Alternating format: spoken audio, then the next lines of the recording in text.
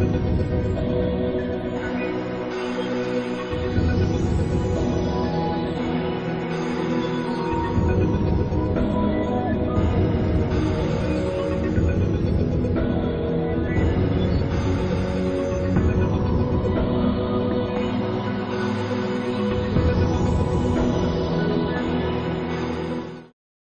alaikum students, welcome to the 17th lecture of Public Finance. Now, during this previous few lectures we have been discussing the incidence of poverty in all the economies, and we have been discussing the implications of that poverty on and its effects on everybody's life, and you and me and the government, and why there is need to eradicate poverty, or why certain programs are started for poverty alleviation. Then we also started to discuss how taxes are used to subsidize certain programs for economically deprived individuals, so that they can earn a minimum standard of living. Now this came up to the debate of whether because there is a trade-off between equity and efficiency, and these last few lectures have been revolving around the debate of equity, the trade-off between equity and efficiency, because on one end it is it is very right to consider that each and every individual should have an equitable level of income distribution. But when we go to alter that income distribution, and when we take the resources out of the hands who have earned those resources, then we pay those resources to those individuals who due to certain reasons cannot earn those resources, like subsidizing them for basic necessities of life. Then it becomes a debatable topic, because on one hand there is completely equitable distribution, and on the other hand there is like reward for the ability an individual has. We are not considering those individuals like who are unfortunately disabled, or like they do not have enough capacity to earn certain economic benefits. The debate actually came up to the point where we discussed that taxation by the government, and that taxation is used to subsidizing those individuals, and how certain government programs, in case of certain government programs, how those individuals might behave, and what would be the effect on the market. Why we need to see this effect on the market? Because specifically, I would repeat those points again, or that main theme of this whole discussion. Why I repeat that stuff again and again in that, because in terms of when I cannot if I do not repeat those points again and again, those would be just like a part of a lecture that are gone through for you. But if the whole ideology behind that repetition is to emphasize on certain stuff, to repeat certain stuff, is to so that those ideas are imprinted in your mind, and you can easily be access back to them whenever you have their need, like maybe in the time of exam, or like maybe when you are practically in certain position in government where you can consider such lessons or repetitions and certain concepts that I try to imprint in your minds. Because doing an MPA, you might be, some of you might already be, and some of you will be in certain positions where you can influence decisions made by various government bodies like interest groups and bureaucrats or policy makers or even voters. So that is why it is very important to understand the concepts, and for that reason I repeat some stuff which is very I've considered which is very important for the future use. So why we discussed it is it to be very there is a trade-off between equitable distribution and efficiency, because if we compromise efficiency over equity, the result would be the decreased level of efficiency at maybe in one sector of the economy, or maybe in overall at a broader scale. So while taking tax money, giving that money as a subsidy, there is an opportunity cost of those funds that are being transferred from those people who can and have utilized it to those people who need it to maintain a certain standard of living. Now, that opportunity cost might result into a decreased efficiency, and that decreased efficiency might result into lesser level of resources in the next period when you can. So in this case, that whole mechanism which you are devising would not be sustainable anymore, because the lack in efficiency and result into less job creations or less income to those people who you are taxing. So if there is less income in their hands, that would mean there is less use or there are less resources to be used for subsidizing those people who cannot have those resources on their own. So then the whole debate arose to the point where we started evaluating various government programs, and we would continue in this lecture as well, but we were only successful in evaluating one of the ideologies or one of the hypothetical scenarios in which government would subsidize the residents or housing amenities, and people would be paying less amount of rent than the market oriented rent, and these are called price distorting subsidies. What specifically are price distorting subsidies is that a price distorting subsidy is a subsidy in which case an individual does not pay the market price and he actually pays less than the market price. So it is less than the market defined outcome. So the whole discussion revolves around that if government subsidizes such activities, if government subsidizing the housing for those individuals, how would those individuals behave and what would be the effect on the market?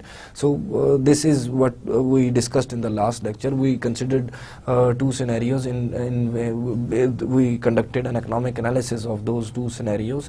Actually one scenario, but in two different directions.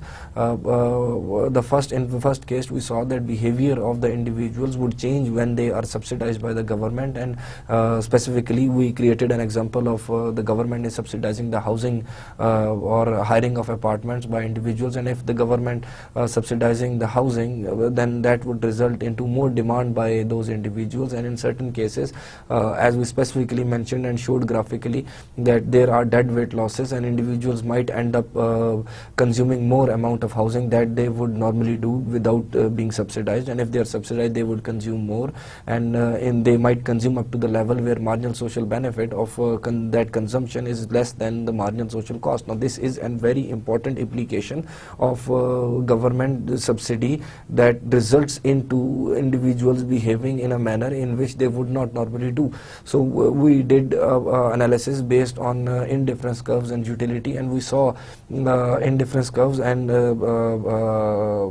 budget lines, and we saw that the outcome of the subsidy was his increase in utility from level of U1, for example, to a higher level of U2.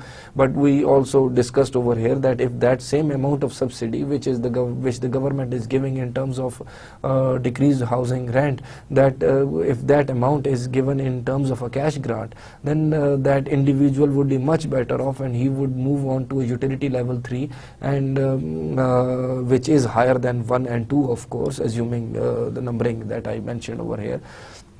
And the individual would actually reduce his housing demand from where he was at U2, but he would use that excess money to excess funds to consume more of the other goods. So that was a very important implication that we derived out of it, that individual might consume more of certain good if it is being subsidized than actually what he needs or what he would normally do, and he can be benefited in a much better manner if those resources are provided in terms of cash rather than in terms of a price distorting subsidy. Now then we took this analysis for the market, that what would happen over there, since individual would be and then we created a more solid example considering market for apartments for rent and their prices defined by the market interaction, which was $400.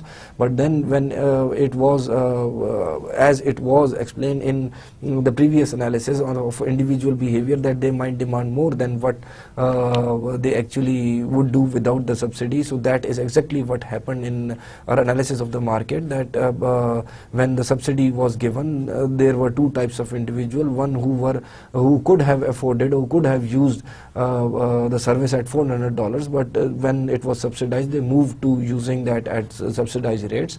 And then there were individuals who would, for example, move into using that facility just because it is subsidized. And the main thing of this whole analysis was that the burden on the taxpayer was much greater than the benefit being derived by those individuals. Now, this was termed as deadweight loss or excess burden, and the most important part of this analysis was this, that there were deadweight losses out of it. When you give a price distorting subsidy, there is a possibility of having deadweight losses, because deadweight loss specifically would be a scenario when the same amount of resource can be utilized in a much better manner and there are losses to the society. So there is a burden on the taxpayer, and the taxpayers are financing that activity, but the benefit derived out of that tax amount or the tax funds collected is not as much as the numerical value or the monetary value of the funds allocated, and it could have been much more. So that results into an inefficiency in the system. So again, if such subsidies would result into inefficiencies into systems because of price distorting subsidies, so would it be viable to start all those subsidies? No doubt there are other methods to take up such an activity, which we discussed, that they would be benefiting more in terms of cash in hand rather than the price distorting subsidy when we did the individual analysis. But when we did the analysis as a whole, the conclusion out of it was inefficiency in the market, and that inefficiency for a longer period of time might result into lesser level of growth, lesser level of job creation.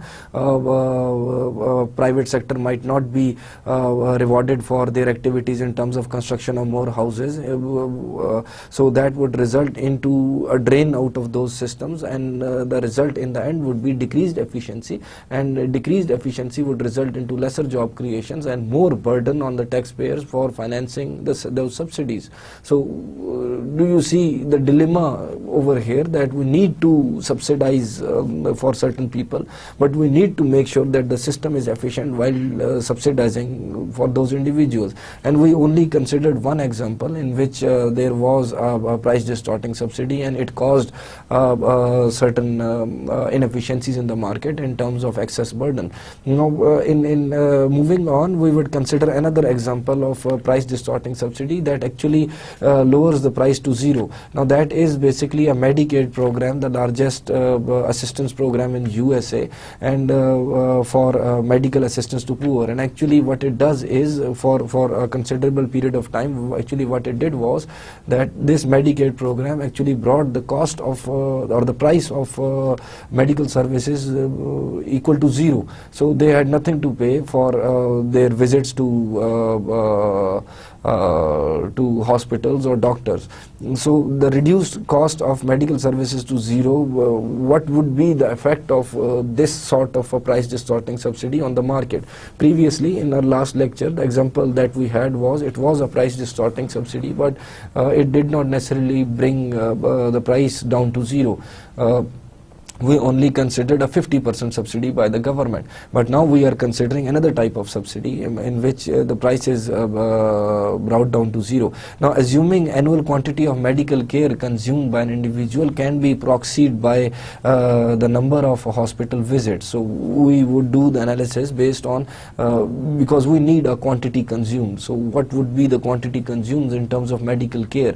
So we need to use a proxy. We discussed this scenario before, that whenever we cannot quantify a variable directly, we might use a proxy for that. So a proxy in this case to see the quantity demanded of medical care would be the number of hospital visits. So what would happen to the number of hospital visits if the price is brought down to zero? You can just imagine for any even any private good that, for example, if you could travel like on an airliner for free, wouldn't it increase your demand for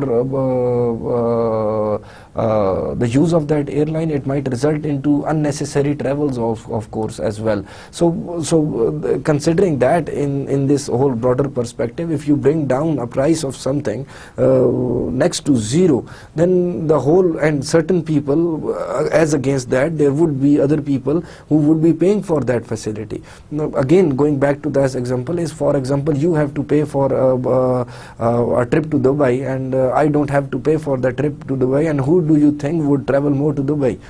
Even if you need to go over there, you would try to accumulate your recreational visits plus your business trips and plus your essential trips and all of them together, and you would try to visit just once, while I would be going there just for fun without any obvious reasons. So it might happen in this case also. So what we would proxy the medical care for, demand for medical care, we would proxy it with, for example, the number of hospital visits. I hope I'm not going on very fast while taking you through this phase of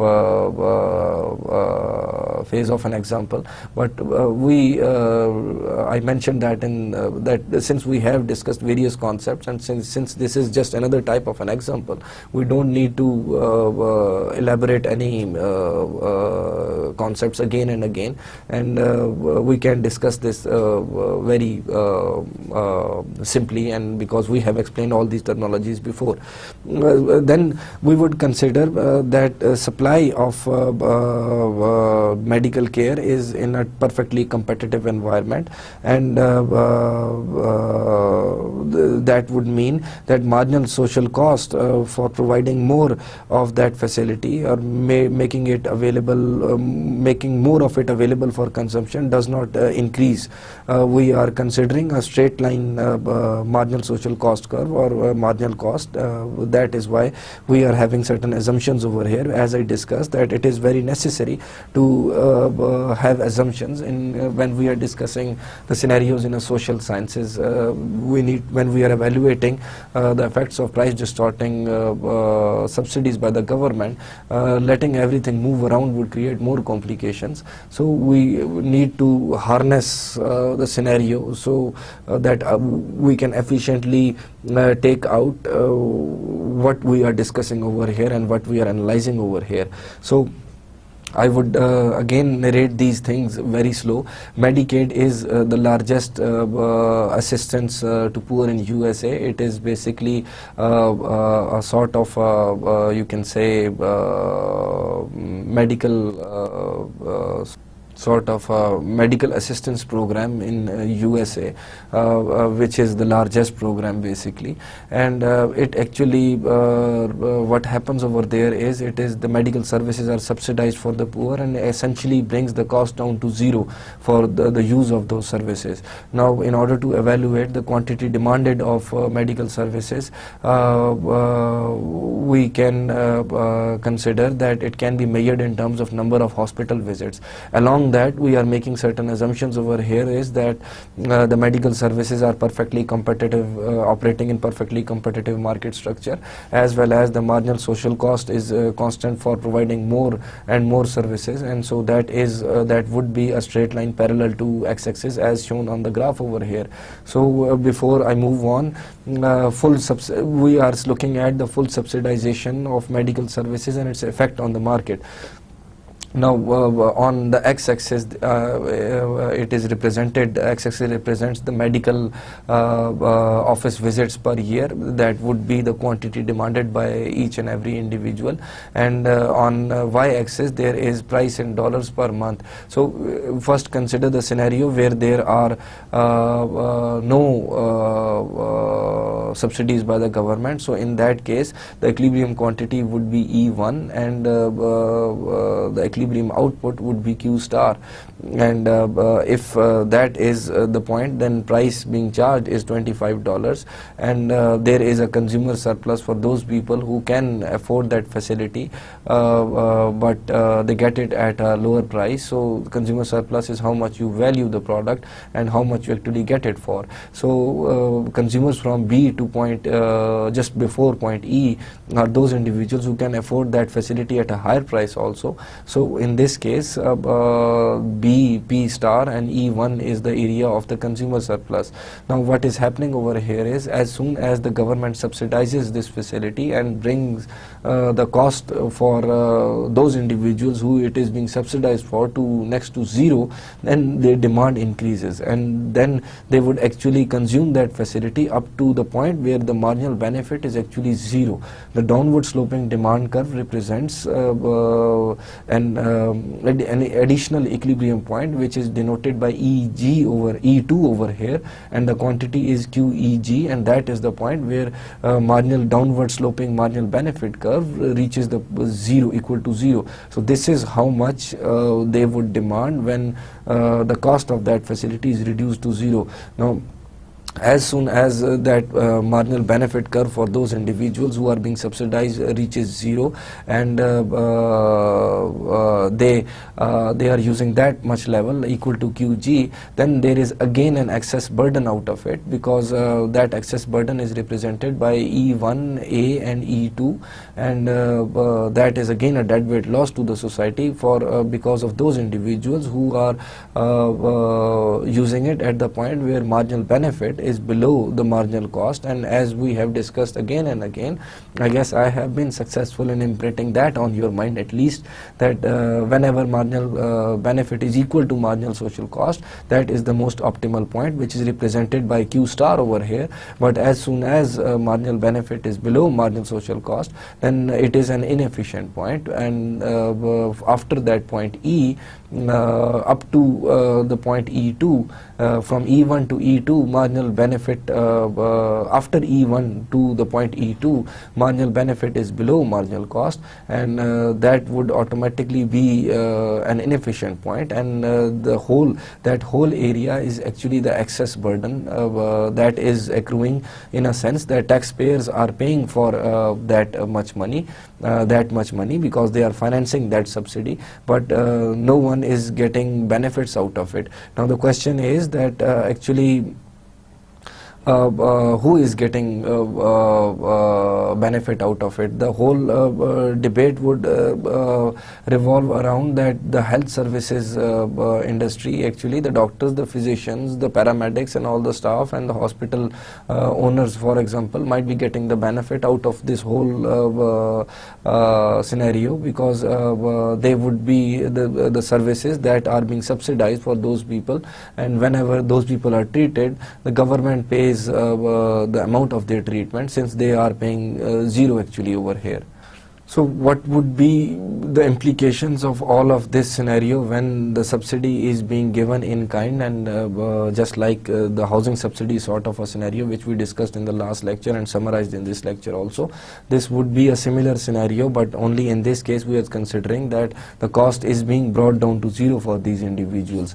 So there is an increase in consumer surplus, which I should I guess show you again, that increase in the consumer surplus is E1 Q star to QG, that is the consumer surplus accruing to those people. But then there is some part of the consumer surplus which could have already been acquired, which is P star, E1, Q star and zero. Now this rectangle is the consumer surplus which could have been acquired anyway by those individuals, and then the consumer surplus which the additional consumer surplus is E1 Q star and QG, and in that sense there is because the total burden on the taxpayer is much greater than the consumer surplus that is being shown over here. So then there is excess burden because the subsidy is in kind and not in cash, and Medicaid recipients would be better off if they are given a cash subsidy. We had a similar scenario in terms of housing subsidy when it was the housing was subsidized, that was again a subsidy in kind. So we discussed that that they would be much better off if the subsidy is given in cash. But we did that in a single consumer analysis, and the implication of that was in terms of the market. So in this example, we directly jump to the market, and we consider that sort of indifference curve and budget analysis behind this as well, like the same one before. So there is some excess amount that is being utilized by the individuals, because whenever there is a subsidy in kind, people tend to use that facility more than they require. So there is some excess use of it, and that excess use is at the point where marginal benefit is less than marginal cost, and that is again an inefficiency. So they would be much better off if that subsidy is paid in kind. Now, what would be the effect of this sort of a scenario on the market as a whole? Now, this is a little more deep analysis of the similar market, because in this case the debate is more crucial, because Medicaid facility being provided to these individuals in USA, for example, and if on some time period it might be provided in Pakistan as well. But the point is that if that Medicaid facility is being provided, the result is that it reduces the cost to zero. So what is happening in the market and what is the effect on other, apart from that excess burden? We are taking this analysis one step further, and now we need to look at what effect this whole scenario would have on other people, not just those individuals who are being giving that subsidy. Medicaid not only costs taxpayers money to pay for the program, but it also costs increase in the amount that they need to pay for getting that facility themselves. Now, there are two parties involved in this. One, the party is the taxpayer, and the other party is the individuals who are being subsidized. Now, what we are highlighting over here is that because of that subsidy by the government, the cost of that medical facility would increase for other individuals also, who are actually financing that subsidy through paying the tax. So taxpayers are being burdened in two aspects. On one aspect, they are affording that subsidy, they are financing that subsidy by giving taxes, and on the second end, they are also facing increased cost of medical services. And another thing that they intend to intrinsically evaluate, then it would be that the benefit of that amount that they are paying is not as much as it should be, which is represented in terms of the excess burden. So we need to analyze this in terms of a graphical analysis again. The economic analysis of this sort of a scenario would represent that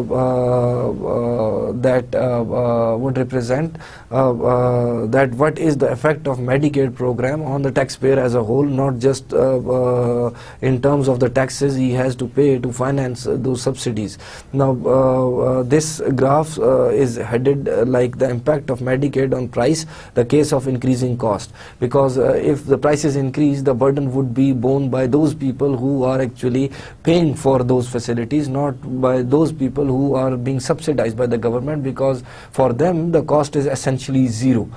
So over here we have an increasing marginal social cost curve. Now we relax that assumption over here, which is represented by S is equal to MSC, supply curve, and which is equal to marginal social cost. Then we need to look at two types of demand curves. First, there is a demand curve represented by DL, and that demand curve is demand curve for those individuals who are basically low income individuals, and who are being subsidized basically. Then there is the demand curve represented by DO. These are all the other people who are not being subsidized. So basically the total demand for the medical services is represented by is the summation of DO and DL, where DL represents demand of medical services by low income group, and DO represents by all the other group. So that summation of the demand curve is represented over here as dm, which is equal to marginal social benefit. Now what is happening over here is that first of all we need to consider over here is that on the x-axis there is medical office visits, which we discussed is a proxy for the demand for medical services, and on the y-axis there are prices in dollars. So first, the point of equilibrium is at E1, where E1 is the intersection of the market demand curve and the market supply curve. So at that point there is the individuals, for example, who are individuals who are not being subsidized are demanding Q1 over here. So at the point of intersection, E1 represents that basically Q1 is the demand for the total medical services, which is represented by Q1 over here, and that is actually the sum of demand by all the other individuals and the demand by individuals with low income. Over here we are not considering any subsidy as yet, and we are considering a scenario when no one is subsidized. So at that point, E1, that intersection point, how that quantity Q1 would be broken up into. That quantity would be broken up into QO, which represents the demand by others, which is actually when you take that line back from E1 to the point where their demand curve DO is represented, then you take it down to the point where their quantity demanded is explained. So QO is actually quantity demanded by all the other individuals who are not being subsidized in the future. Currently no one is subsidized, but who don't need to be subsidized basically. And then QL is the quantity demanded by those individuals who would be subsidized in the future, who need subsidizing of this medical service. So what would happen over here is that before that subsidy, all the individuals of low income group are consuming QL of the quantity at the price of $100, which has been defined by which intersection of the total demand curve and the supply curve at E1, and they have their individual demand curves, which are DL and D naught. Now at this price of $100, individuals who are not getting the subsidy would be getting using a quantity of QO, and individuals who would be getting subsidy in the future would be consuming the quantity QL. Now as soon as the government subsidizes the use of this service by those individuals who are of low income group, what would happen is that they would, considering their marginal social benefit, they would immediately jump from QL to the point QG. Exactly, QG is the point which we saw in the previous graph also, that they would consume where marginal benefit goes to 0, and so their downward sloping demand curve goes down to point QG, and this is the quantity they would be consuming. And the total market demand in this scenario would, the total market demand curve would shift to D prime M. And now this D prime M now represents that since there is an increasing marginal cost of providing those services, Medicare services, medical services to everyone, so the total demand curve is now intersecting the social marginal social cost at point E2. Now since there is no cost being borne by those individuals who are being subsidized, so they are consuming a quantity of QG.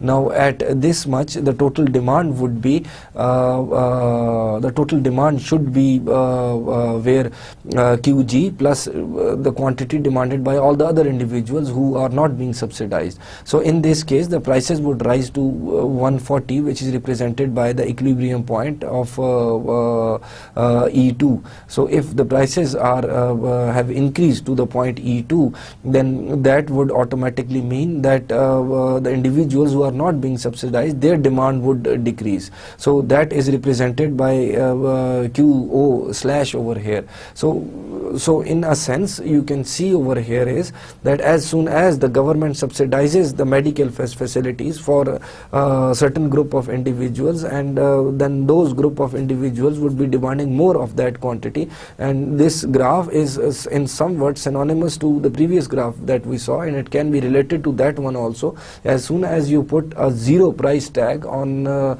somebody's use of a facility, like I said that for example for the use of airlines, and in this example it is like medical facilities by the hospitals, as soon as you put a price tag of zero for certain group of people, those group of people would be using it up to the point where their marginal private benefit is equal to zero. They would be, you can say, milking the maximum out of that facility. So that would mean that if we look at this individually, then for those individuals who are being subsidized, initially their demand curve was DL. It is the same demand curve. It is representing their marginal benefit of using that facility. But initially they were visiting equal to QL, the quantity represented by QL, which is much fewer quantity. Then when you put the price tag equal to zero for them, they would start going to visit the hospitals and offices of doctors, like up to the quantity QG, which is much more than QL.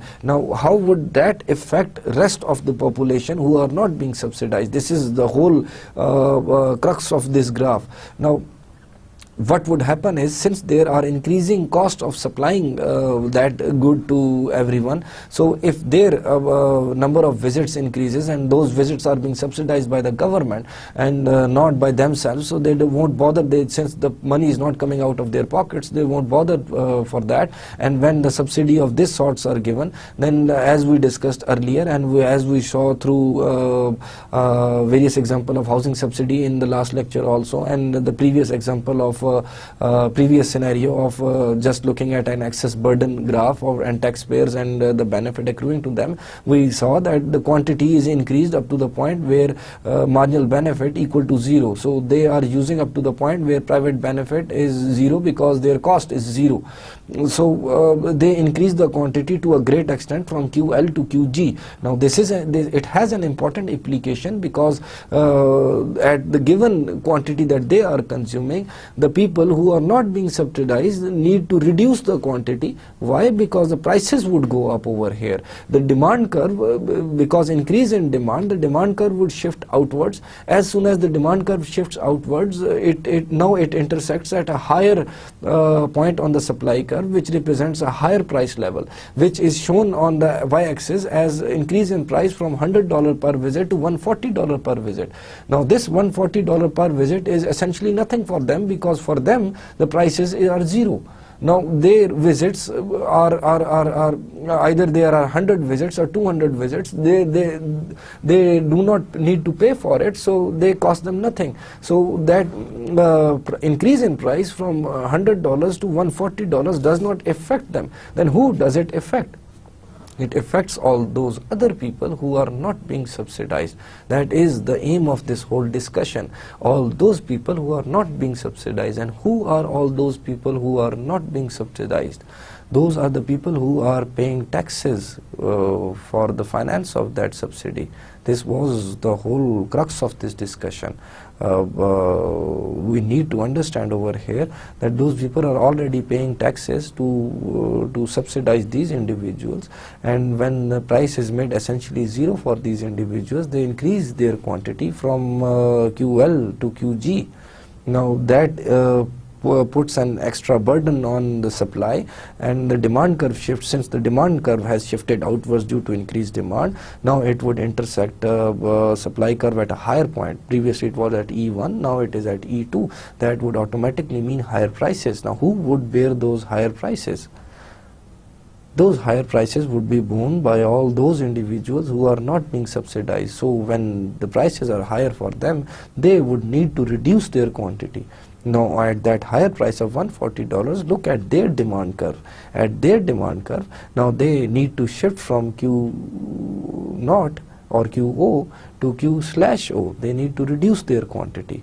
Now this is the whole implication of such a scenario. This is the whole implication of what I'm trying to explain over here is that on one end those people are paying taxes, and because of this kind of program by the government which creates inefficiencies in the system, there is already an excess burden out of it, and then all those individuals who are paying taxes, now they have to pay the higher prices of the service for which they are paying taxes, so that other individuals can be subsidized for it.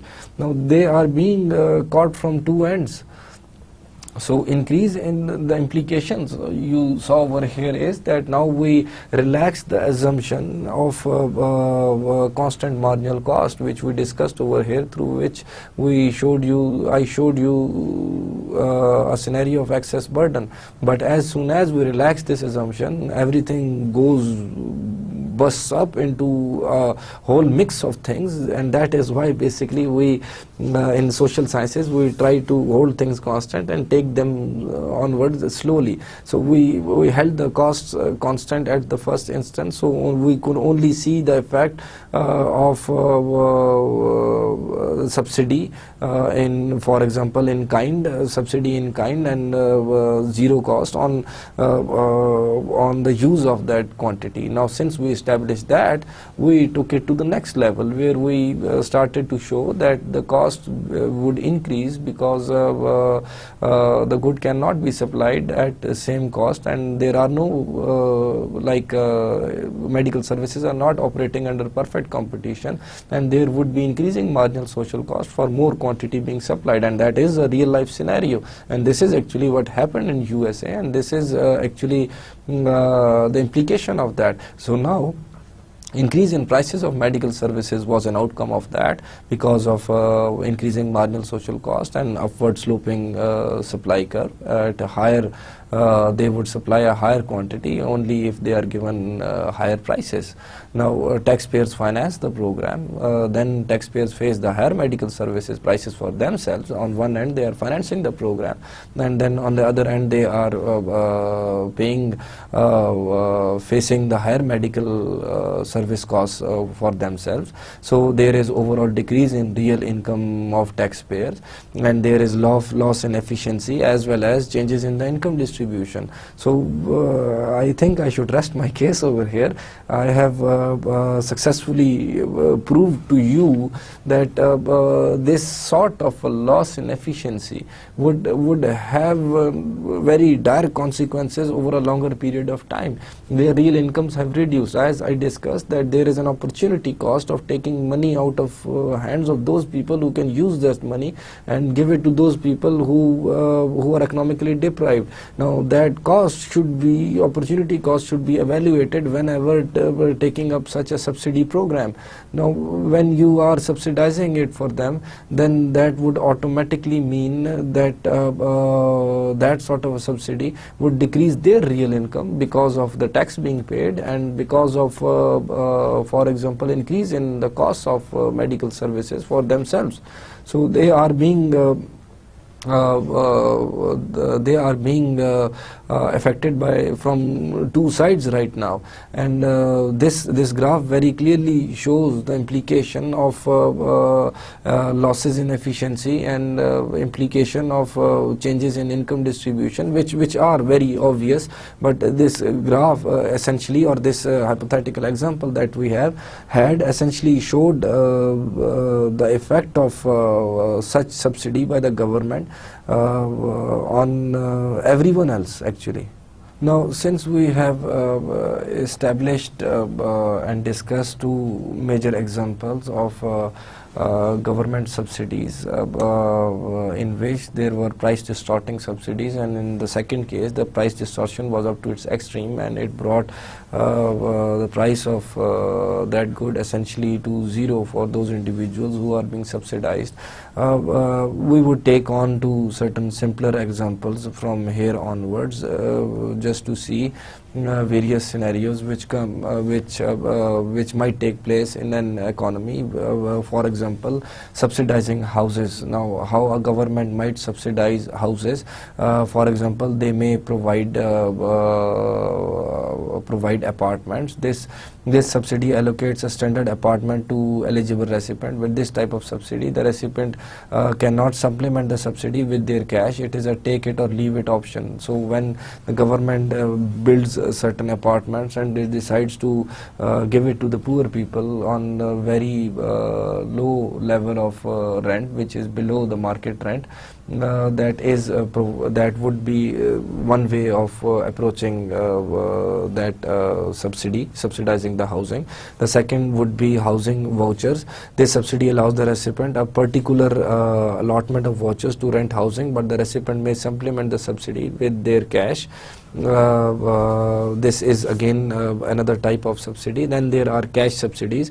This subsidy is not restricted to spending on housing. It may be termed as subsidizing housing, which we discussed that it was possible in those scenarios when we were discussing the example of price distorting subsidy on housing by the government, that it is possible that amount equal to that subsidy might be given by the government to those people as cash, so that they can utilize that money either on housing or on or consumption of other goods. Now there is a mix of that, and he might be better off by for example, this cash sort of subsidy. Now, government, let us consider another example to understand the concept of government building apartments and then renting them out to other individuals below the market rate. So, in this scenario, we consider that governments construct certain low-cost housing for low-income families, and then they plan to rent those low-cost and housing to people with low income at below market rates. Now, public housing are expected to increase recipients' consumption, but then there are also scenarios in which they might also reduce consumption of housing because of freedom of choice, because you are building a house, and just as I mentioned earlier, that it is a take it or leave it offer, that if you want this subsidized housing, you have to shift into this and this apartment or a building or whatever, and that building only subsidy is granted within this premises, and these are the conditions for that. So people might choose not to take up that opportunity. So we are going to consider an example in which a government builds certain 3-bedroom apartments, all of same type. We are not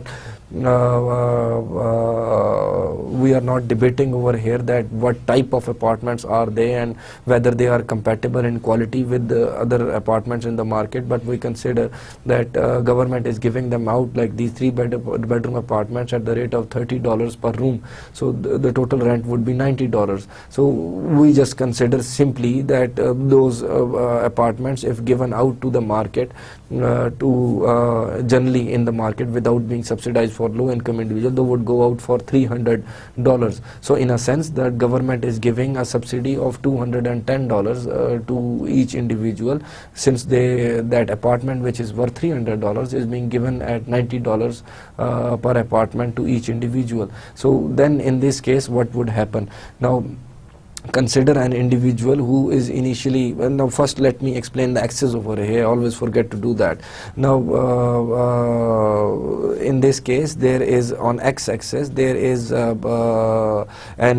certain cases in which there are housing per month based on number of rooms rented. So there are 1-room apartment, 2-room apartment, 3, 4, 5, 6, 7-room apartments, and on y-axis there is expenditure of that individual on all the other goods other than the housing. So again, we are going to do an indifference curve sort of analysis to understand that how an individual would choose and what would be the effect of these public housing on his choices. So what we see over here is a similar sort of scenario which we discussed earlier. That was a subsidy in kind, in a sense that government was only subsidizing the amount of rent that they paid, but in this case government has built certain complexes of various apartments, all similar apartments of 3-bedroom size, and they are giving an offer to low income individuals that okay, if you want to avail this facility you have to live over here. So that is again a subsidy in kind. So and then of course they have to pay rent to the government, but that rent is much subsidized than the actual market rent which should have been for that facility or that complex that they have built. Now initially we assume that an individual is at utility level U1 and he has hired an apartment worth of 4 rooms, and the U1 is represented by for example this represents an indifference curve of that individual, the various combinations of housing as well as consumption of other goods which will provide him equal level of satisfaction. Then there is a budget line represented by IA. Now that budget line I equal to 800 represents that individual's total earning or total income is 800 at this moment. So we would assume at this point that currently the individual is at point when the individual is at point E1, he would be using a 4-room apartment and by his own without any subsidy. For now we are assuming there are no subsidies or no subsidized apartments by the government. He has not taken his facility. This is like time period 0 without any actions being taken. So at the time period 0, U1 is the indifference curve and E1 is the equilibrium point on which individual is currently right now, and he has hired an apartment of 4 bedrooms for himself, and rest of the money around $400 he is spending on all the other goods. So we would assume over here that the apartment of $400 worth he has hired, to simplify, that is of $400, and that squeezes out all his income, which is $800, 400 for all the other goods and $400 for the apartment. Now let us assume that the government plans this individual applies for that government scheme in which he will be given a 3-bedroom apartment, and in this case when he would be hiring a 3-bedroom apartment, he would go to point G, and he would only be hiring a 3-bedroom apartment at point G. He would be at utility level 2 or utility indifference curve 2 represented by U2, a higher utility level no doubt from his previous level of U1 because he is being subsidized by the government. And at this point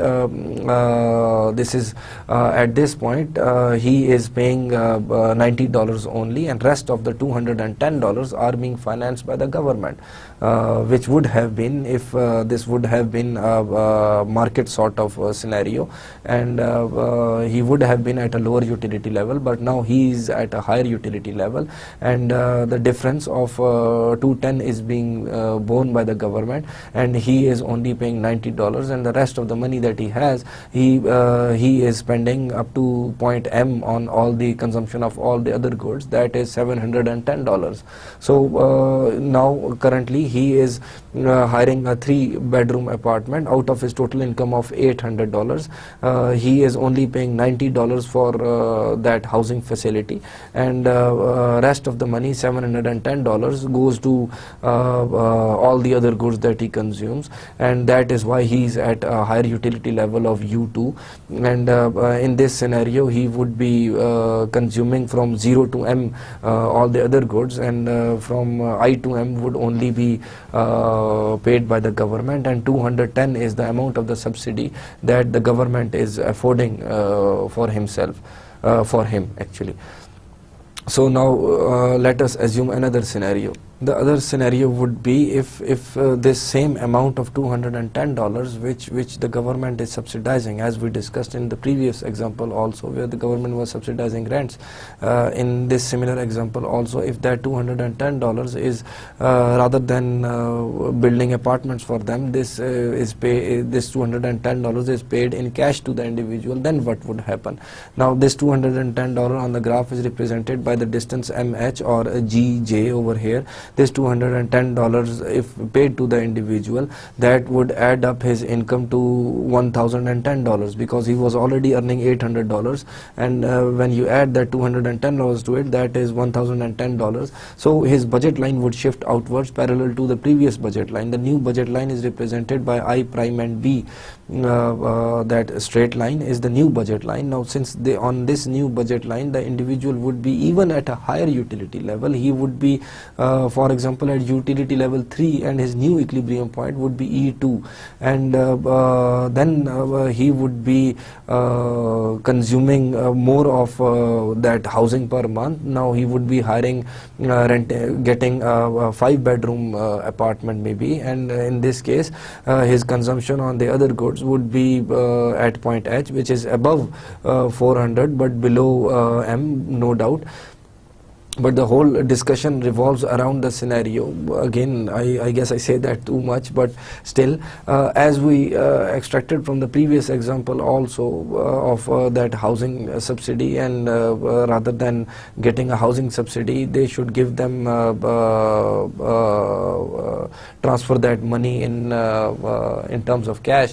This is again another scenario. Instead of public housing would mean when apartments are built by the government, instead of this establishing this public housing facility, the government might give them that much money which they are subsidizing as cash, and on the other hand they have spent so much dollars for constructing that facility. That thing is totally separate. We are not debating on that, the costs of that or social cost of that build up, and how much opportunity cost that would have had if that money is taken from the private sector. We are ignoring that for now. We are just considering it from the perspective of a single individual, that how would he be better off? Would he be better off by that public housing that is built by the government, in which his utility level would climb from U1 to U2, and he would need to reduce the number of apartments, which we discussed that it is possible that people might to reduce the number of housing that they are getting. So in this case he would be previously going for 4-bedroom apartment, but now because of this public housing he is going for the 3-bedroom apartment. And what would be the effect if that $210 is given to the individual as cash? Then his budget line would shift outwards. He would consume more on the other goods, as well as he would consume more of housing. You see, all these examples that we have mentioned so far, we have discussed so far, are specifically built in a sense. These graphs are specifically narrated in a sense to point out certain errors and certain costs that originate out of certain government programs. So what we have to build these examples exactly in this manner to show that it could have been, there are better options to doing if we do certain things in some other way rather than how they are done by the government in certain cases. So the main aim of this whole discussion was we needed to show through these two examples which we discussed. Two examples that we discussed, one of the public housing and subsidizing the housing, the other one was the extreme example of Medicaid program in USA, where they subsidize the medical services. On one end we saw that when they bring it essentially down to zero, the prices for individuals for whom it is being subsidized for, there is excess burden to it because they consume too much of the quantity which is not regularly consumed even by those individuals who can afford that facility, but at a given price people demand a certain quantity. So when it is being brought down to zero, they consume up to the point where the marginal benefit goes to zero. And then we saw the implications of that on the market, and the implication was that because the social cost or marginal social cost and the supply curve is upward sloping, so that would automatically mean that there would be increased cost of providing that service to those individuals, and the prices would rise up, not for them but also also for the ones who are actually financing their insurance or their medical care program, so Medicare program. So that would mean that now let us turn the tables and look at the taxpayers, how they are feeling right now. On one hand, they are paying taxes to finance that activity, and on the other hand, because of that taxing and financing, now they are bearing the cost, in the sense that the prices of those medical services went up, and they have to afford that now. So there is like there is effect on them from two angles. On one hand, paying taxes; on the other hand, bearing a higher cost of that facility. This is what happened in this graph, and actually the taxpayers had to reduce the quantity of the medical services, because the people who were subsidized increased the quantity to a level where their marginal benefit was equal to zero, but it had a cost to the society overall in terms of excess burden and in terms of increased cost of medical services. Now then we also discuss another sort of housing, how the governments usually subsidize housing. One way is providing an apartment, the other way is housing vouchers, and the third scenario is cash, which we had already discussed earlier. But we had discussed in a sense that the government was subsidizing the rents, but this time the government was building apartments for them, and we took that example on and saw the result that individual who are being subsidized and who are being subsidized in kind through this public housing facility are much better off if they are paid in cash for the amount that is being subsidized. It would be much better for the government if they rent those apartments out to the market at $300 per month.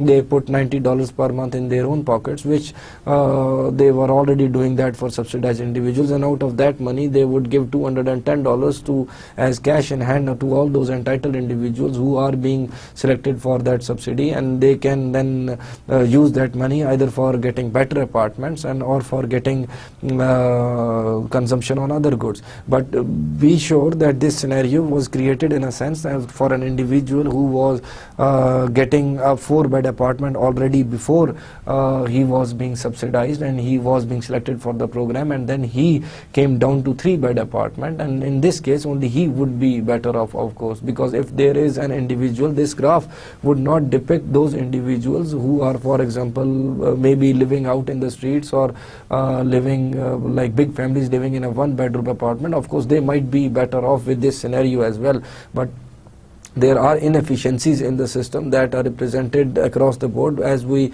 had before we started this debate, we said that equity is always has its own cost, because when policies are made, they are made for everyone, and you have to bear the cost for them because of the standards that are established, and when standards are established, then everybody is under the same umbrella. So there are costs for that also. So there would be both kind of individuals, but the net result is that there are inefficiencies in the system because of such kind of subsidies by the government. They might create inefficiencies in the markets, and individuals might consume more than they should consume or they might normally consume, and this would result into again that old scenario that when you slice the pie, be careful that the size of the pie might not reduce, because that thing is established by the Medicare example as well as the housing example.